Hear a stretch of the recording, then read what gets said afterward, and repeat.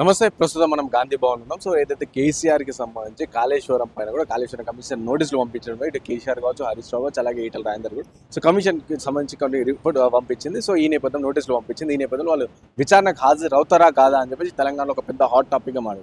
So మాట్లాడదాం. దీనిపైన మనతో పాటు మాట్లాడి కాంగ్రెస్ పార్టీ సీనియర్ నాయకులు మానవతరాయ్ గారు ఉన్నారు. సో చెప్పండి సార్, అంటే కేసీఆర్ గారికి ఆల్రెడీ కాళేశ్వరం కమిషన్ నోటీసులు పంపించింది. సో విచారణకు హాజరు కావాలి. గతంలో కూడా కరెంట్కి సంబంధించి పంపినా కూడా హాజరు కాలేదు. సో ఇప్పుడైనా సరే హాజరు అవుతారు అనుకుంటారా? ఏమంటారు? ఇప్పుడు అది వాళ్ళ పార్టీ కానీ వాళ్ళు కానీ సమాధానం చెప్పాలి. చట్టం అనేది అందరికీ సమానమే. అక్కనే నాగార్జున అయినా, అల్లు అర్జున్ అయినా, మానవతరాయ్ అయినా, మాజీ ముఖ్యమంత్రి కేసీఆర్ అయినా అందరికీ సమానమే. చట్టాన్ని గౌరవిస్తే వాళ్ళు పినాకిని ఘోష్ గారు కమిషనర్, జ్యుడిషియరీ కమిషన్, అది వాళ్ళు రమ్మని నేరుగా రమ్మని నోటీసులు పంపారు. మరి వచ్చి సమాధానం ఇవ్వాల్సిన బాధ్యత వాళ్ళపైన ఉంటుంది. అంటే రాకపోతే చట్టం పైన వాళ్ళకి గౌరవం లేనట్టే. కాబట్టి చేసిందంతా చేసి నాసిరకంగా కాళేశ్వరం ప్రాజెక్టు నిర్మించడమే కాకుండా, అంటే ఇంజనీర్లు చేయాల్సిన పని కేసీఆర్ గారే భుజానికి వేసుకొని, అందులో కాళేశ్వరం ప్రాజెక్టుకు జాతీయ హోదా అంటే కేంద్ర ప్రభుత్వం చేతుల్లో పోకుండా, జాతీయ హోదా అడగకుండా, జాతీయ హోదా అడిగితే కమిషన్లు తన జేబులోకి రావని చెప్పి కక్కుర్తి పడి 10 ఏళ్లలో కట్టాల్సిన ప్రాజెక్టులు కనీసం 7 ఏళ్లలో పటిష్టంగా కట్టాల్సిన ప్రాజెక్టులని 3 ఏళ్లనే ముంచేశారు. మన కళ్ళ ముందు కనపడుతుంది. దానికి సాక్ష్యాధారాలు ఏంది? వాళ్ళ ప్రభుత్వం ఉన్నప్పుడే ఆ ప్రాజెక్ట్ అనేది కూలిపోవడం జరిగింది. తర్వాత నేషనల్ డ్యామ్ సేఫ్టీ అథారిటీ వాళ్ళు కూడా, అంటే డ్యాముల యొక్క రక్షణ, దాని యొక్క బాధ్యత చూసేవాళ్ళు జాతీయ స్థాయిలో ఒక 5,000 డ్యాములు ఉంటాయి. అట్లానే వాళ్ళు వచ్చేసి ఏం నివేదిక ఇచ్చారంటే, వెంటనే ఈ ప్రాజెక్టు నాశనంగా నిర్మించారు అని చెప్పి స్పష్టంగా చెప్పారు. తర్వాత వాళ్ళు నివేదిక ఇవ్వడానికి 14 నెలలు పట్టింది. సంపూర్ణమైనటువంటి ఎక్కడ లోపాలు ఉన్నాయి, ఏం జరిగినాయి, ఎక్కడ ఏ అవినీతి జరిగింది, అందువల్ల ఇది కూలిపోయిందని చెప్పి వాళ్ళు నివేదిక ఇవ్వడానికి 14 నెలల సమయం పట్టింది. మరి 10 ఏళ్ళు కట్టాల్సిన ప్రాజెక్ట్ని, కనీసం 7 ఏళ్ళు కట్టాల్సిన ప్రాజెక్ట్ని కేసీఆర్కి 3 ఏళ్లలో ముగించిందంటే ఆ కట్టడం ఉంటుందా? ఉదాహరణకు కాంగ్రెస్ హయాంలో కట్టినటువంటి నాగార్జున సాగర్, శ్రీరామ్ సాగర్, తర్వాత ఎల్లంపల్లి, మిడ్ మానేరు, ఎగువ మానేరు, దిగువ మానేరు, ఏ ప్రాజెక్టు తీసుకున్నా తుఫాన్లు వచ్చినా, భూకంపాలు వచ్చినా ఇప్పటికి కూడా నిలబడ్డాయి. తెలంగాణలో వ్యవసాయ రంగానికి నీళ్లు అందిస్తున్నాయి, సాగునీళ్ళు అందిస్తున్నాయి. కాబట్టి ఈ కాళేశ్వరం ప్రాజెక్ట్ అనేది అసలు పనికిరాని ప్రాజెక్ట్. నిజంగా ఒక మాటలో చెప్పాలంటే కాళేశ్వరం అనేది తెలంగాణ ప్రజల పాలిట దుఃఖదాయిని ఎందుకని అంటానంటే, ఇప్పటి వరకు 1,02,000 కోట్లు ఖర్చు పెట్టి ఈ ప్రాజెక్టుకు ఎన్ని వేల ఎకరాలు సాగైందంటే 50,000 ఎకరాలు సాగైంది.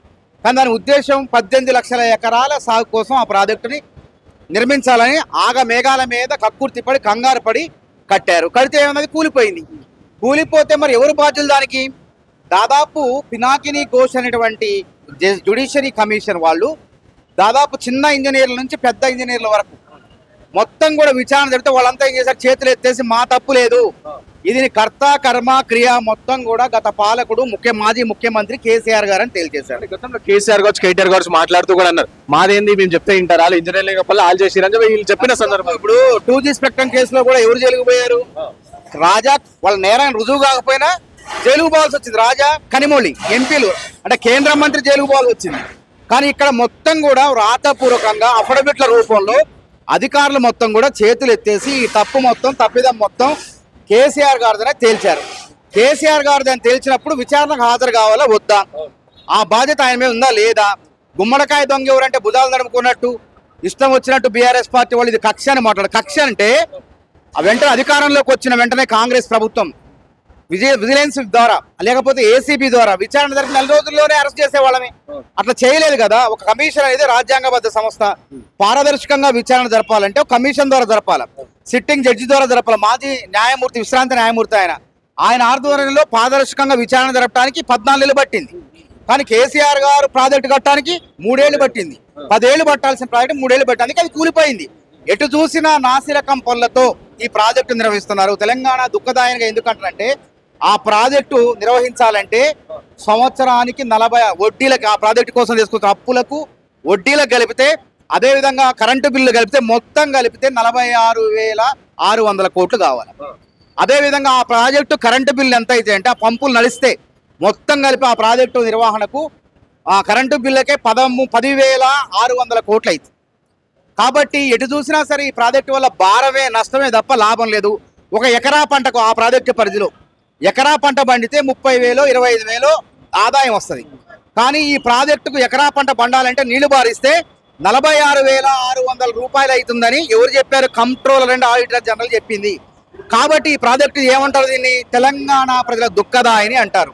దుఃఖదాయని అంటే అది చూసి మురవా చెప్పుకునేవా తప్ప దానివల్ల ప్రయోజనం లేదు. కాబట్టి చట్టం ముందు అందరూ సమానులే. కాబట్టి తప్పకుండా మేము అధికారంలో ఎట్లొచ్చినాం, కాంగ్రెస్ పార్టీకి అధికారం ఎట్లా చెప్పారు? ఈ ప్రాజెక్టుకు కూలడానికి కారకులను శిక్షిస్తాం అని అంటే ప్రజలు నమ్మి మాకు ఓట్లేశారు. గత పాలకుల అవినీతిని వెలికి తీస్తామంటే ఓట్లేశారు. మరి ఓట్లేసి అధికారంలో వచ్చిన తర్వాత చట్టబద్ధంగా విచారణ జరపకుండా వదిలిపెడితే ప్రజలు మమ్మల్ని క్షమిస్తారా? కాబట్టి ప్రజలందరూ కూడా ఎదురు చూస్తున్నారు. దీనిపై ఎవరు తేలుస్తారు దీన్ని? ఇందులో అసలు సూత్రధారులను ఎప్పుడు పట్టుకుంటారు? ఒక ఇంజనీర్ మొన్న అదే ప్రాజెక్టుకి ఇంజనీరింగ్ చీఫ్ గా పనిచేసిన హరిలాల్, ఒక హరిలాల్ దగ్గరే 100 కోట్లు దొరికినాయి. మరి ఆయన అసలు సూత్రధారి కాదు, ఒక ఉద్యోగి. మరి అసలు సూత్రధారులు ఎవరు? కర్త కర్మక్రియ అయినటువంటి మాజీ ముఖ్యమంత్రి కేసీఆర్ గారు, తర్వాత నీటిపారుదల శాఖ మంత్రి హరీష్ రావు గారు, ఇంకా ఈటల రాజేంద్ర గారు. మరి వాళ్ళని విచారణ జరిపితే మరి ఎన్ని వేల కోట్లు బయటకు వస్తాయి?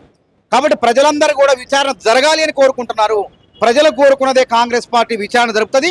తప్పకుండా అసలు సూత్రధారుల్ని, నిందితుల్ని వదిలిపెట్టే ప్రసక్తే లేదు అని చెప్పేసి తెలంగాణ ప్రజలకు మేము మాటిస్తున్నాం. అంటే కవిత మాట్లాడుతూ ఇది కేవలం రాజకీయ కక్ష గాత్రం, అంటే తెలంగాణలో బీఆర్ఎస్ పార్టీకి పెరుగుతా ఉంది, అంటే ఆదరణ పెరుగుతుంది కాబట్టి ఈ విధంగా వేసుకొస్తున్నారు. ఇంకో వైపు ఏమో ఇది కంప్లీట్ కాళేశ్వరం కమిషన్ కాదు, ఇది కాంగ్రెస్ కమిషన్ అని చెప్పి తను మాట్లాడు. ఇప్పుడు అవినీతి కూపంలో గురుగుపోయినటువంటి బీఆర్ఎస్ పార్టీకి కక్ష ఏముంటుంది మాకు? అసలు కక్ష అని నేను చెప్పిన కదా, వెంటనే అధికారంలోకి వచ్చిన నెల రోజుల్లోనే ఏసీబీ ధరంలో విజిలెన్స్ ద్వారా విచారణ జరిపి అసలు సూత్రధారణ లోపలేసే వాళ్ళమే. కావాలని కక్షను తప్పించుకుంటున్నారు ప్రజలకు చెప్పి. ఏం కక్ష ఉంటుంది మీ మీద అసలు? మీరు అసలు అయినా కవితగా ఎట్లా మాట్లాడితే 100 కోట్ల లిక్కర్ స్కామ్ లో జైలుకు పోయి వచ్చిన కవిత ఈ ప్రాజెక్టులో కాంగ్రెస్ పార్టీ కక్షపూరితమని మాట్లాడటం చూస్తుంటే ఇంతకన్నా దిగజారుడు రాజకీయం ఏమైనా ఉందా? చెప్పండి. అసలు నైతిక అర్హత ఉందా కవితకు అసలు ఈ విధంగా మాట్లాడటానికి?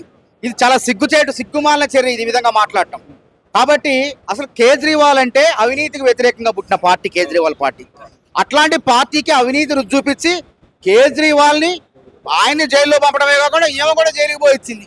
జైలుకు పోయించిన ఇవాళ నీతులు చెప్తుంటే దెయ్యాలు వేదాలు వల్లించినట్లుంది, భూతాలు భగవద్గీత ప్రవచనాలు చెప్పినట్టుంది.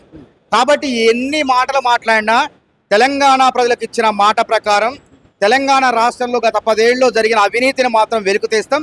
అసలు నేరస్తుల్ని పట్టుకొని జైల్లో పెడతాం. అంటే ఇటు ఇంతకుముందు కవిత కూడా మాట్లాడుతూ సామాజిక తెలంగాణ పైన కృషి చేస్తాం, మేము సామాజిక తెలంగాణ ఇంకా రాలేదు అని చెప్పి ఈ విధంగా చేసిన వ్యాఖ్యలు. అంటే సామాజిక తెలంగాణ వైపు చూస్తున్నా అని చెప్పి ఈ విధంగా. ఇప్పుడు సామాజిక తెలంగాణ వచ్చింది రాహుల్ గాంధీ గారు కులగణన చేయమంటే రేవంత్ రెడ్డి గారు కులగణన చేసిండు, దేశానికి ఆదర్శమైండు. ఇలా రాహుల్ గాంధీ గారికి భయపడి నరేంద్ర మోడీ ప్రభుత్వం కూడా ముందుకొచ్చి కులగణన చేస్తుంది. దేశంలో సామాజిక న్యాయం అమలు కాబోతుంది, రాష్ట్రంలో అమలైంది. కాబట్టి అమలు కావాల్సిన సామాజిక న్యాయం మీ పార్టీలో అంటాను నేను. మీకు చిత్తశుద్ధి ఉంటే ఈ మాటలు మాట్లాడకుండా మీ పార్టీలో ఒక బీసీకి అధ్యక్ష పదవి ఇస్తారా? అప్పుడు సామాజిక న్యాయం గురించి మాట్లాడదాం. పోనీ అధ్యక్ష పదవి ఇవ్వకపోండి, ఒక బీసీకో, ఒక ఎస్సీకో, ఒక మైనార్టీకో, ఇంకెవరికైనా సరే మీ పార్టీలో 4 వర్కింగ్ ప్రెసిడెంట్లు ఇస్తారా? మేము మా పార్టీలో గతంలో 4 సామాజిక వర్గాలకు వర్కింగ్ ప్రెసిడెంట్లు ఇచ్చినాం. గీతారెడ్డి ఎస్సీ, తర్వాత జగ్గారెడ్డి ఓసీ, అదేవిధంగా అంజన్ కుమార్ యాదవ్, మహేష్ కుమార్ గౌడ్ బీసీ, అదేవిధంగా ఇప్పుడు మా ప్రెసిడెంట్ బీసీ మహేష్ కుమార్ గౌడ్. ఇట్లా ఈ విధంగా అందరికీ న్యాయం చేసిన మరి మీరు కనీసం వర్కింగ్ ప్రెసిడెంట్ ఇస్తారా? మీ పార్టీలో సామాజిక న్యాయం చేసి బయట సామాజిక న్యాయం గురించి మాట్లాడితే అప్పుడు మీ చిత్తశుద్ధిని ఎవరు కూడా శంకించరు. ఫైనల్ గా చెప్పండి, ఇటు కాంగ్రెస్ పార్టీలో ఏం జరుగుతుంది అసలు? మహిళా నేతలు అందరూ కూడా సీరియస్ గా ఉన్నారు, మహిళా నేతలు అందరూ కూడా నిరాశతో ఉన్నారు. ఎందుకంటే మహేష్ కుమార్ గౌడ్ పేరు ప్రస్తావిస్తూ రీసెంట్ గా మనం చూసాం. సో మాట్లాడితే ఈ విధంగా అంటే ఎందుకు ఇట్లా ఇప్పుడు కాంగ్రెస్ పార్టీలో సముద్రం కొంతమంది అసంతృప్తిగా ఉంటారు, అది సర్వసాధారణమే. అది మా అంతర్గత వ్యవహారం. మా సంగతి పక్కన పెట్టండి. ఫస్ట్ బీఆర్ఎస్ అగ్నిపర్వతం 3 ముక్కలు కాబోతుంది, బద్దలు కాబోతుంది. దాన్ని చూసుకోండి. ఈ జాతీయ పార్టీ ఎప్పుడు కాదు, పార్టీ పుట్టిన దగ్గర చిన్న అంశాలు ఉంటాయి. దాన్ని మేము పెద్దగా భూతద్దంలో చూడాల్సిన అవసరం లేదు. మీది ప్రాంతీయ పార్టీ, భవిష్యత్తులో అధికారం కూడా రాదు. అట్లాంటి పార్టీలోనే 3 ముక్కలు అవుతుంది. కాబట్టి అగ్నిపర్వతం అనేది బీఆర్ఎస్ లో బద్దలవుతుంది. మా గురించి ఆలోచించకండి, మేము అందరం కూడా ఐక్యంగానే ఉంటాం. మహేష్ కుమార్ గౌడ్, సునీతారావు కూడా మంచి కలిసే ఉంటారు. భవిష్యత్తులో కాంగ్రెస్ అధిష్టానం చూసుకుంటుంది. వారిపైన ఏ చర్యలు తీసుకోవాలి, ఏ విధంగా స్పందించాలనేది వాళ్ళు చూసుకుంటారు. కాంగ్రెస్ ప్రభుత్వం మంచి పనులు చేస్తుంటే చూడలేక ఈ విధంగా ప్రతి దాంట్లో అవినీతి ఉచ్చులు బిగుస్తుంటే, కాళేశ్వరం ఉచ్చు, ఫోన్ ట్యాపింగ్ ఉచ్చు, విద్యుత్ కొనుగోలులో అక్రమాల ఉచ్చు, ఆ తర్వాత ఫార్ములా ఈ రేసులో ఈ ఉచ్చులు బిగుస్తుంటే తట్టుకోలేక బొబ్బలు వచ్చి ఈ విధంగా ఏం చేయాలో అర్థం కాక పిచ్చి బట్టి మధ్య భ్రమించి మాట్లాడుతున్నారని చెప్పి కొట్టిపారేస్తాను. సో ఇప్పటికైనా కేసీఆర్ కావచ్చు, కల్వకుంట్ల ఫ్యామిలీని అరెస్ట్ చేస్తారు. ఎందుకంటే మీరు చెప్పినట్టు ఇంత ముందు కావచ్చు ఫార్ములా ఈ రేసింగ్ కావచ్చు, ఇవన్నీ కూడా విచారణ 17 నెలలు నడుస్తా ఉంది. సో ఇప్పటికైనా సార్ అరెస్ట్ చేస్తారని మేంగా చేసేది కాంగ్రెస్ పార్టీ కానీ కాంగ్రెస్ ప్రభుత్వం కాదు. ఆ విచారణ సంస్థలు అసలు సూత్రధారులు ఎవరని తేల్చిన తర్వాత తప్పకుండా వాళ్ళని తెలిస్తే వాళ్ళ ప్రకారం చట్ట ప్రకారం ఎవరైనా నడుచుకోవాల్సిందే. ఇప్పుడు రాహుల్ గాంధీ గారికి నోటీసులు ఇచ్చారు, సోనియా గాంధీ గారికి ఇచ్చారు, వెళ్ళే చట్ట ప్రకారం పోయారు. కానీ అది అవినీతి కేసు కాదు. మా పత్రికను మేము కాపాడుకుంటానంటే మా పత్రికకు మేమే డబ్బులు పెడితే అందులో బీజేపీ నాయకుడు కూడా ఫిర్యాదు చేస్తే బీజేపీ ప్రభుత్వం అక్రమంగా విచారణ జరుపుతుంది కాబట్టి దాన్ని మేము ప్రశ్నించినాం. అది కానీ ఇక్కడ 100 కోట్ల స్కామ్లో అవినీతి లిక్కర్ స్కామ్లో జైలుకు పోయించారు. ప్రజాధనం దుర్భార చేశారు. మీరు ప్రజాధనం దుర్వినియోగం కేసులో మీరు జైలుకు పోయించారు. 1,00,000 కోట్ల కాళేశ్వరం ప్రాజెక్టులో 1000 కోట్ల కమిషన్లు తీసుకున్నారు. ఇక్కడ అవినీతి ఉన్నది. ఆ కేసులకి ఈ కేసులకి సంబంధం లేదు. ఈ అవినీతి కేసులు అక్కడ ప్రజాధనం ఎక్కడ కూడా ఒక రూపాయి నయా పైసా ముట్టనటువంటి చరిత్ర గాంధీలది. కాబట్టి వీళ్ళు ఈ విధంగా మాట్లాడి తప్పించుకునే ప్రయత్నాలు చేస్తారు. అదే విధంగా చిదంబరం గారిని జైల్లో పెట్టారు, డికే శివకుమార్ గారిని పెట్టారు, రేవంత్ రెడ్డి గారిని అయితే ముప్పు తిప్పలు పెట్టారు, ఈడీ కేసులని సిబిఐ కేసులని. అంతేగాక మీరు అధికారంలో ఉన్నప్పుడు చిన్న డ్రోన్ ఎగరేస్తే రేవంత్ రెడ్డి గారు మీ అక్రమ ఫామ్ హౌస్ పైన కేటీఆర్ ఫామ్ హౌస్ పైన ఎగరేస్తే ఆయన్ని స్టేషన్ బెయిల్ ఇచ్చి వదిలిపెట్టాల్సిన చోట చర్లపల్లి చీకటి కొట్టం అంటే చీకటి గదిలో ఉగ్రవాదుల్ని నక్సలైట్లని బంధించేటువంటి చీకటి గదిలో బంధించి మీ పైశాచికాలను తీసుకున్నారా లేదా తీర్చుకున్నారా లేదా? కనీసం రేవంత్ రెడ్డి గారు ఆ విధంగా చేసిండా? కాంగ్రెస్ ప్రభుత్వం ఆ విధంగా చేసిందా? అధికారం వచ్చిన వెంటనే విచారణ జరపచ్చు. అట్లా కాదని రాజ్యాంగబద్ధమైన సంస్థల ద్వారా విచారణ జరపాలని విచారణ కమిషన్ వేసి ఒక పారదర్శకంగా విచారణ జరుగుతుంటే దీనిపైన అనవసరమైనటువంటి ఆరోపణలు చేస్తున్నారు. మీరు ముందు విచారణకు హాజరు కాండి. అక్కడ విచారణకు హాజరై ఏం చెప్తారో ఆ జడ్జి గారు ఏం చెప్తారో వేచి చూద్దాం. అసలు సూత్రధారులు ఎవరు నిజంగా మీరు దొరలా దొంగలా బయటపడుతుంది. సో విన్నారు కదా, మానవతరాగి చెప్తా ఉన్నారు. సో ఇటు కేసీఆర్ కావచ్చు ఫస్ట్ విచారణకు హాజరైంది, హాజరైన తర్వాత సో మీ సమాధానం అని చెప్పేసి దాని తర్వాత అరెస్ట్ ఉంటుందా లేదా అని చెప్పేసి ప్రక్రియ అనేది ఉంటుంది అని చెప్పేసి కూడా మానవతరాగి చెప్తున్న పర్సన్. కెమెరా పర్సన్ సాయితో రాణా ప్రతాప్ రిపోర్ట్.